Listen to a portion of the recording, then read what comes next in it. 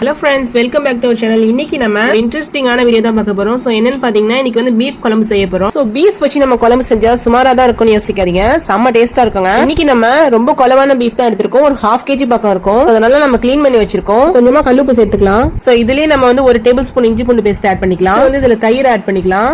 தயிர் வந்து 100 கிராம் நான் இப்ப சேர்த்திருக்கேன். சோ இதை நல்லா மிக்ஸ் பண்ணி எடுத்துக்கலாம். வந்து உப்பு சேர்த்திருக்கோம், அந்த இஞ்சி பூண்டு பேஸ்ட் சேர்த்திருக்கோம், தென் வந்து கர்ட் சேர்த்திருக்கோம். இதுல வந்து நம்ம எக்ஸஸா தயிர் ஆட் பண்ணிக்கலாம். இன்னொரு 50 கிராம் நம்ம ஆட் பண்ணிருக்கோம். சோ இப்போ வந்து நம்ம இதை விசில் வச்சு எடுத்துக்கலாம். உங்களுக்கு டைம் இருந்துச்சுன்னா ஒரு 10 நிமிஷம் ஊற வச்சு நீங்க செஞ்சு பாருங்க, நல்லா இருக்கும். அது இன்னொரு விஷயம் என்னன்னா, நீங்க பீஃப் வாங்கும்போது பார்த்து வாங்கணும். ரொம்ப ஹார்டா இல்லாம நல்லா சாஃப்டா கொலவா இருக்கிற பீஃப் கறி வாங்கி வச்சுக்கோங்க.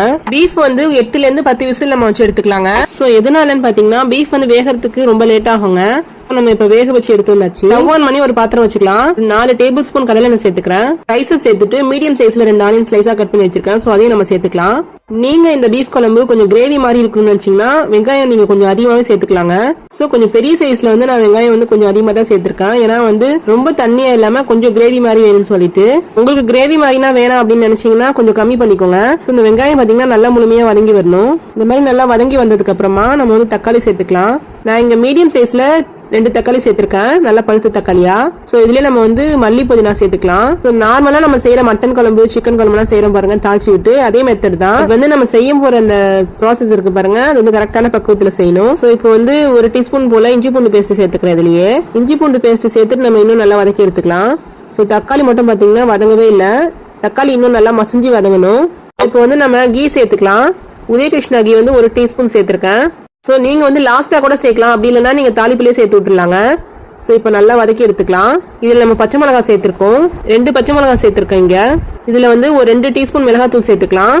சோ நம்ம குழம்புக்கு சேர்க்கிற காரம் பாத்தீங்கன்னா நம்ம பீஃபோட குவான்டிட்டி எவ்வளவு எடுக்கிறோமோ அந்த அளவுக்கு தகுந்த மாதிரி நம்ம வந்து மசாலா சேர்க்கணுங்க. வந்து 2 டீஸ்பூன் சேர்த்துக்கிட்டீங்கன்னா கரெக்டா இருக்கும். அப்புறமா மஞ்சத்தூள் ஒரு 1/4 டீஸ்பூன் சேர்த்து நல்லா வதக்கி எடுத்துக்கலாங்க. சோ எண்ணெய் பிரிஞ்சு இந்த மாதிரி கன்சிஸ்டன்சி வந்ததுக்கு அப்புறம் நம்ம வேக வச்சு வச்சிருந்த பீஃபை சேர்த்துக்கலாங்க. பீஃப் பாருங்க நல்லா குலவா வெந்து வந்திருக்கு. வெங்காயம் தோல் உரிச்சு எடுத்து வச்சிருந்தோம். சோ அதை வந்து மிக்ஸி ஜாரில் பிளெண்ட் பண்ணி எடுத்து வந்துடலாம்.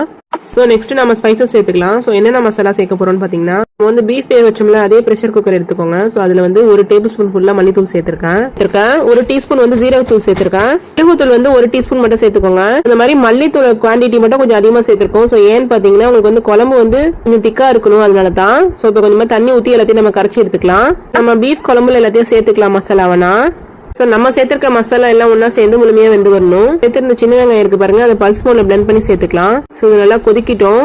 சோ குழம்பு பாருங்க திக்கா இருக்கு பாருங்க. இந்த மாதிரி நல்லா கொதிச்சு ரெடியான பிறகு நம்ம வந்து 5 நிமிஷம் கொதிச்சதுக்கு அப்புறம் ஸ்டவ் ஆஃப் பண்ணலாங்க. ஏன்னா நம்ம வந்து லாஸ்டா தேங்காய்